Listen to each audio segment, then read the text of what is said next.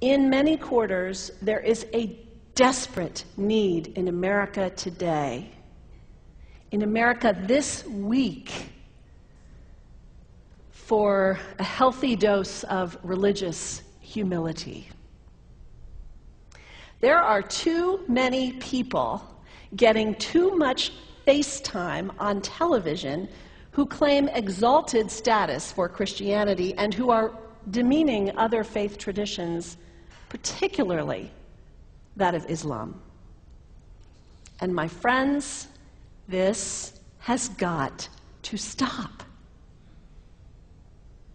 The trigger for this latest wave of intolerance is media coverage, many of you have seen it, about a plan to build a Muslim community center 2 blocks from Ground Zero.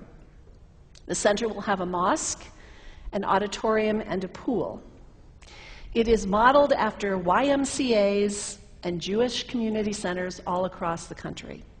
For all I know, it's got locker rooms and childcare. Now, to be very clear here, reasonable, faithful, caring people can disagree about how they feel about this facility being built so close to Ground Zero.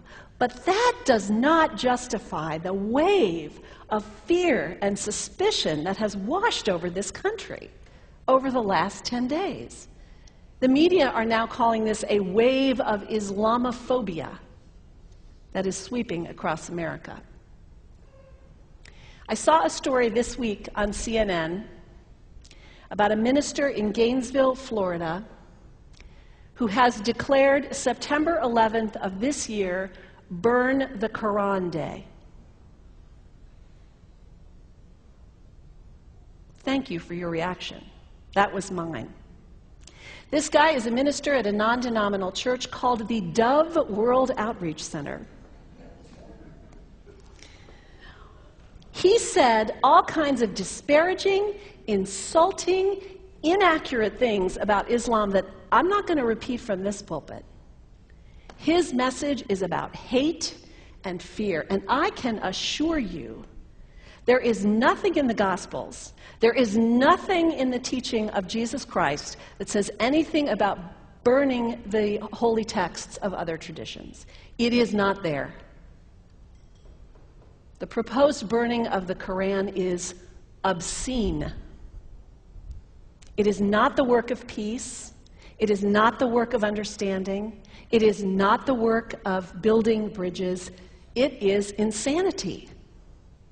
Now, the good news is there are a lot of groups, a lot of churches, even the National Association of Evangelicals, who are condemning this action and urging the church to cancel their event. A conversation about God demands grace and openness, a willingness to learn, to have our own ideas challenged, our convictions questioned. These are the hallmarks of humility. When I was in seminary, I read from someone whose name is lost to me now, when you speak of God, your voice should shake a little. You know, Jesus had no time for religious know-it-alls. He saved some of his harshest criticism for church leaders, for the Pharisees, the religious leaders who were so certain about who was out and who was in, who was holy and unholy, clean and unclean. Jesus was forever taking all this religious certainty and turning it on its head. And we can only imagine what Jesus would have said about Pastor Terry Jones and his Burn the Quran campaign. I think he would say, this has got to stop. Followers of Islam believe that the Quran is a collection of revelations received by the Prophet Muhammad from God about 1400 years ago. They believe that Muhammad was the last of a series of prophets and teachers and messengers that included Adam, Moses, Jesus, Abraham, all names revered by us as well. The word Islam means peaceful surrender to the will of God. The Quran was written at a time when the Muslim people were being driven from their homes, persecuted, and killed. The Old Testament was written at a time when Jewish people were being driven from their homes, persecuted, and killed. And religious scholars will tell you that most Holy Scriptures have stories of war and violence in them. Throughout history, most faiths have used these texts to justify violence. And if there's anyone in this room at this moment who's thinking that I've got it wrong, after church today, pull out your Bible and look up Psalm 137. And you'll see that our own text has passages that can make us uncomfortable. But also, like the Bible, the predominant message of the Quran is of peace and care and loving God, justice, care for the neighbor, care for the stranger. In the Bible, we have thou shalt not kill. In the Quran, we have whoever kills another, surely he is killing all of humanity. And whoever saves the life of another, surely he saves the lives of all humanity. These are words of peace, words of faith, words that could save the world if we would take them to heart. The second thing you can do, the next time someone sends you one of those emails demonizing Islam, delete it. Don't forward it. Don't participate in the stereotyping. Don't give in to your fear. It's okay to be a little afraid. We all have those emotions. Just don't give in to it. Don't sign on for it. Don't focus on this tiny group of extremists who commit acts of violence. Focus on the hundreds of millions of Muslim people in the world who are people of faith, whose priorities and concerns and families are not so different from your own. And third, when you think of Muslim people, think of individuals. Think of the professor at Ohio State. Think of the engineer at Honda.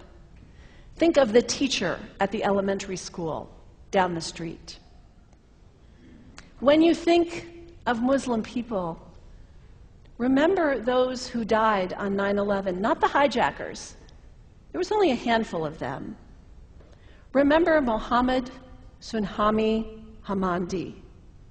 He was born in Pakistan. He came to the United States as a small child with his parents. He played high school football. He went to college. He became a part-time ambulance driver. He died, this Muslim young man, on 9/11, trying to rescue people and save lives. When you think of Muslim people, remember Mohammed Salahuddin Cloudhurry. He was a waiter at Windows on the World, which was at the top of the World Trade Center. He died that day. His wife had their baby 2 days later. When you think of Muslim people, remember Rama Salih. She was a woman, 28 years old. Her neighbors described her as fun and outgoing and generous. And she died on American Airlines Flight 11, 7 months pregnant with her first child. Remember the founder of the Islamic Circle of North America, who worked in the World Trade Center and also died on September 11th. That same group now is giving away tens of thousands of copies of the Quran in response to the campaign about burning the Quran. In the language of their own tradition, they are spreading words of faith and peace and hope. One of the ladies at the 8:30 service this morning said to me after, maybe we should declare September 11th, buy a Quran and read some of it. It is for us to share our message of love and hope and peace, but let us do it with grace and respect, and above all, humility. God grant us, as individuals, as a nation, as Christians, the humility for this work.